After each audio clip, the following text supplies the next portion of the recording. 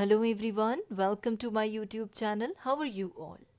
So today we are going to discuss in this video section 5 to section 8 of Hindu Marriage Act 1955. Please people pay strong attention upon these sections. Now let us first understand what section 5 talks about. 5 क्या बात करता है? वो बात करता है conditions for a Hindu marriage. और एक you people must know that क्या कंडीशंस एक हिंदू मैरिज के लिए क्या कंडीशन होती है. ठीक है, what are the condition prescribed for marriage under Hindu law. Hindu marriage act के तहत जो भी शादी की जाएगी तो that you have to follow certain conditions. ठीक है, आपको वो कंडीशंस फॉलो करनी पड़ेगी in order to make that marriage valid one. ठीक है, अगर वो मैरिज वैलिड बनानी है तो कंडीशंस तो फुलफिल्ड होनी चाहिए ना. तो वो कंडीशंस हैं क्या, किसके अंदर दिया गया है, वो सेक्शन 5 के अंदर प्रिस्क्राइब्ड है हिंदू मैरिज एक्ट के. सबसे पहला है मोनोगैमी. मोनोगैमी देखो सेक्शन 5 क्लॉज आई क्या बोलता है हिंदू मैरिज एक्ट का. It provides a rule of monogamy and it prohibits polygamy and polyandry. Bigamy is not allowed. ठीक है, तो सेक्शन 5 की क्लॉज आई का कॉन्ट्रावेंशन हो रहा है यहाँ पे साफ. अगर इसका कॉन्ट्रावेंशन होता है तो it would make the marriage void. इसके अगर इसका सेक्शन 5 क्लॉज आई का कॉन्ट्रावेंशन होगा तो according to section 11 of Hindu marriage act 1955 marriage will be void. Marriage void कहलाई जाएगी. Remember that.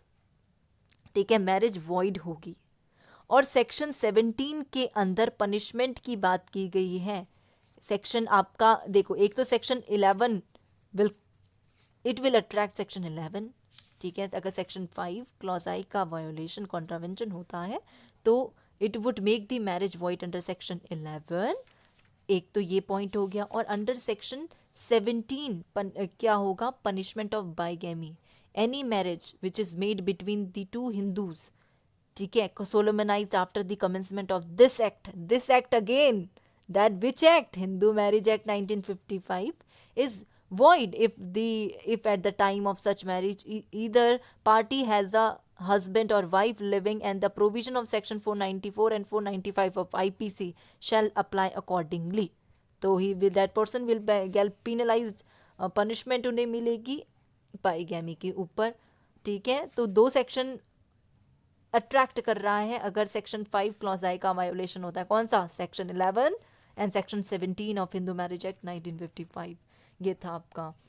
Now there was a case of Bugadi Kana Babu and others versus this case AIR 2006 supreme court. अब इस case में क्या हुआ था, इस केस में सुप्रीम कोर्ट ने बोला कि अगर एक हिंदू है, ठीक है, अगर उसकी ऑलरेडी एग्जिस्टिंग वाइफ है, वो लिविंग है, ठीक है, वो दूसरी जो भी लेडी है उनसे मैरिज नहीं कर सकता. That if one such condition, जो ये सेक्शन 5 क्लॉज आई जो है, is one such condition which clearly provides that no marriage can be performed if there is a living spouse. ठीक है, ये तो सिंपल सा आपका सेक्शन 5 का क्लॉज आई था. नाउ सेक्शन 5 का क्लॉज सेकेंड क्या बात करता है, it is talking about the soundness of mind. ये कंडीशन है for a valid Hindu marriage. अब ये बात भी याद रखिए आप लोग, अगर section eight the time of the marriage बोलता है क्लॉज सेक्शन 5 का क्लॉज सेकेंड II, वो बोलता है कि मैरिज के दौरान neither party is incapable of giving a valid consent to it in a consequence of unsoundness of mind. दो कैपेबल, बी वाला क्या बोल रहा है इसका, दो capable of giving valid consent but has been suffering from mental disorder of such a kind or to such an extent as to be unfit for marriage and the procreation of children. सी वाला बात करता है has been subjected to recurrent attack of insanity. See if जो ये section 5 की clause आई की condition violet होती है तो it will attract section 12 of Hindu marriage act 1955 which will make the marriage voidable. वो मैरिज को वॉइडेबल बना देगा. It is not punishable but it is voidable under section 12 of Hindu marriage act 1955. जिसके according, क्योंकि section 12 अगर आप पढ़ेंगे जब, उसके अंदर एक सेक्शन 12 के अंदर clause, let me tell you people that उसके अंदर क्लॉज 1 का, सेक्शन 12 का सबसेक्शन 1 का क्लॉज बी बात करता है that the marriage is in contravention of the condition specified in clause second of section 5, तो that marriage will B voidable marriage. Now क्या बात करता है ये बात करता है कि इनकैपेबल था giving valid consent to its consequence of unsoundness of mind. Second बोलता है कि कैपेबल थे वैलिड कंसेंट देने के लिए, but has been suffering from mental disorder of such a kind, जिसकी वजह से क्या है, अनफिट है वो मैरिज के लिए, या फिर प्रोक्रिएशन ऑफ चिल्ड्रन नहीं हो सकता। हैज़ बी, या फिर सी वाला बात करता है कि has subjected to recurrent attack of insanity. These all thing are coming under the, अगर इनका वही कंट्रावेंशन होता है it will be attracting section 12 of Hindu marriage act 1955। एक केस था आपका Ajit Rai Shiva versus Bai Basumati AIR 1969 Gujarat high court. What happened in this case was that it was laid that if the condition जो section 5 clause II के अंदर mentioned है is not fulfilled then the marriage is not a void marriage, marriage void नहीं होगी, ठीक है, as provided in section 11 you people have studied, but it is a voidable marriage under section 12 of the Hindu Marriage Act, अगर section 5 का clause II का violation होता है। Now section 5 का क्लॉज 3 क्या बात करता है, it talks about the age of the parties to marriage. अब पार्टीज हैं जो हस्बैंड एंड वाइफ हैं, if they are marrying now, अब वो शादी करना चाहते हैं तो उनकी एज कितनी होनी चाहिए, what is the age prescribed. See the bride groom has completed the age of 21 years and the bride the age of 18 years at the time of marriage। जो मेल होगा उसकी एज क्या होनी चाहिए, he must have completed the age of 21 years, completed, ठीक है, complete होना चाहिए कितना age, 21 years at the time of marriage. और जो ब्राइड है उनकी एज क्या होनी चाहिए, लड़की की एज 18 साल कंप्लीट होना चाहिए मैरिज के दौरान। अगर ये कंडीशन का वायोलेशन होता है then it becomes punishable under section 18 clause A, ठीक है, जिसके अकॉर्डिंग क्या किया जाएगा, रिगरस पनिशमेंट विच में एक्सटेंड टू 2 years और फाइन के साथ, और फाइन जो है वो 1 लाख तक एक्सटेंड कर सकता है, और या तो फाइन या पनिशमेंट साथ में हो, इम्प्रिजनमेंट साथ में हो सकती है, it depends upon the court respected juries their decision, ठीक है। सो ये आपका अट्रैक्ट करेगा ये, अगर एज ऑफ दी पार्टीज, मतलब कि अगर पार्टीज जो हैं 16 साल की लड़की थी, लड़का था आपका 19 साल का, तो अगर ऐसे में अगर मैरिज होती है तो यहाँ पे कंडीशन ब्रीच हो रही है, ठीक है। सेक्शन 5 क्लॉज 3 जो दे रखा है उसकी कंडीशन, अगर इसका वायोलेशन होता है तो अगर ये वायोलेट होता है तो it will attract section 18 clause A of Hindu marriage act 1955, और वहाँ पे पनिशमेंट प्रिस्क्राइब्ड है। People refer, open your books and study, I have also told you people। now 4th condition है कि the parties are not within the degrees of prohibited relationship unless the custom or uses governing each of them permits the marriage between the two। Parties जो होनी चाहिए with in the degrees of prohibited relationship नहीं होना चाहिए। आप लोग section 3 का clause G पढ़िए, उसके अंदर डिग्रीज ऑफ प्रोहिबिटेड रिलेशनशिप में जो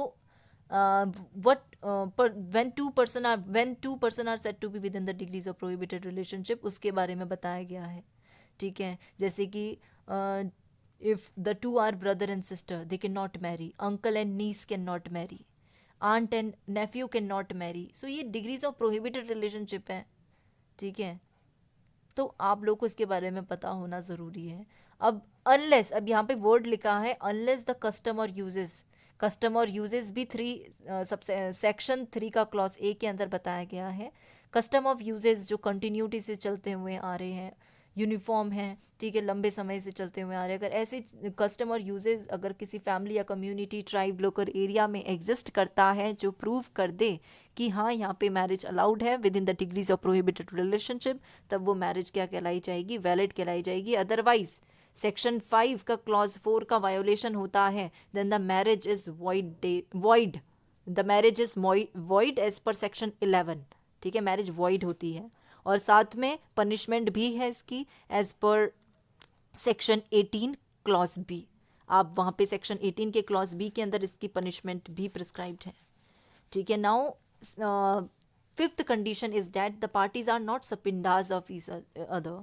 पार्टीज जो हैं एक दूसरे के सपिंडा रिलेशनशिप में नहीं होने चाहिए, सपिंडाज नहीं होने चाहिए एक दूसरे से। अब आपको इसके बारे में पढ़ना है सपिंडाज के बारे में, तो आपको सपिंडा रिलेशनशिप में क्या एग्जिस्ट करता है उसके बारे में आपको सेक्शन 3 क्लॉज एफ में पढ़ना पड़ेगा, ठीक है। अगर sapinda within the parties are not sapindas of each other, अब इसमें मैरिज कब वैलिड मानी जाएगी?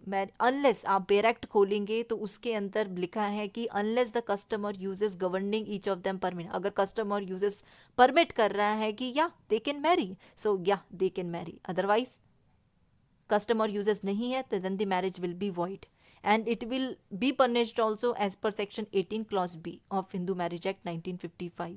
So these were the certain condition you have to keep in mind whenever you are marrying someone.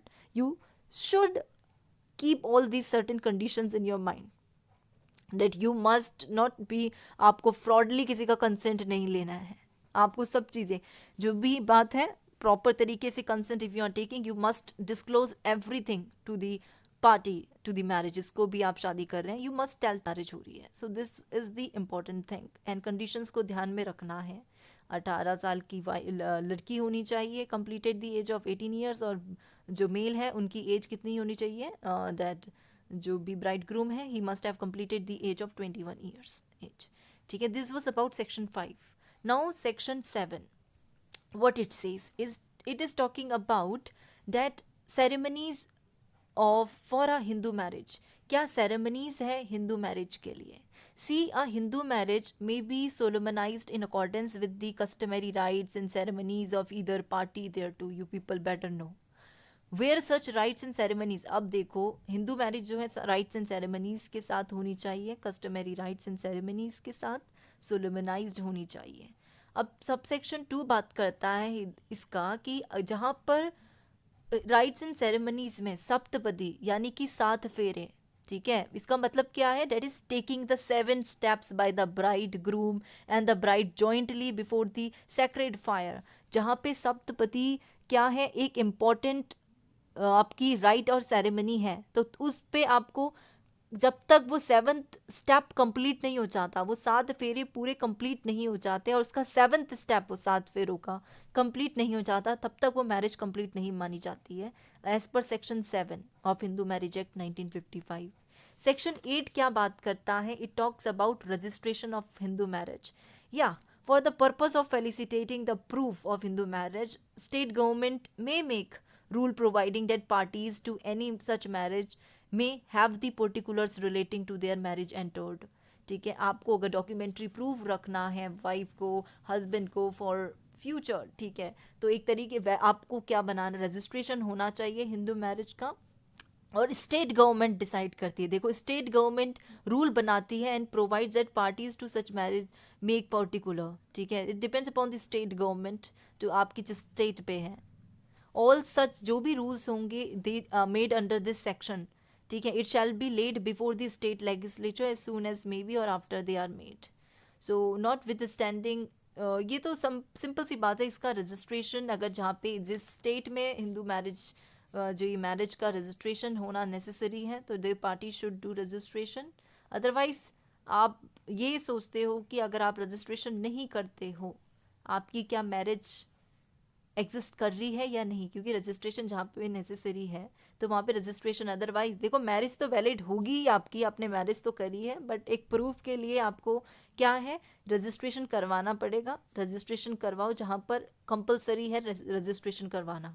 अगर आप रजिस्ट्रेशन नहीं करवाते हो मैरिज का, देन दैट मैरिज क्या उसको आपको फ़ाइन देना पड़ेगा, जो भी स्टेट गवर्नमेंट डिसाइड करती है कि इतना पेनाल्टी देनी पड़ेगी आपको if you are not having the certificate of yours that registration नहीं कराया अगर आपने अपनी मैरिज का, ठीक है, तो वो बात आपको ध्यान में रखना है। So this was all about section 5 and 7 and 8 of Hindu Marriage Act 1955. If you people have any doubt tell me below in the comment box, ठीक है, आप लोग मुझे वहाँ पे बताइए. And do like and subscribe my YouTube channel examining and specifying with Pooja. And thank you.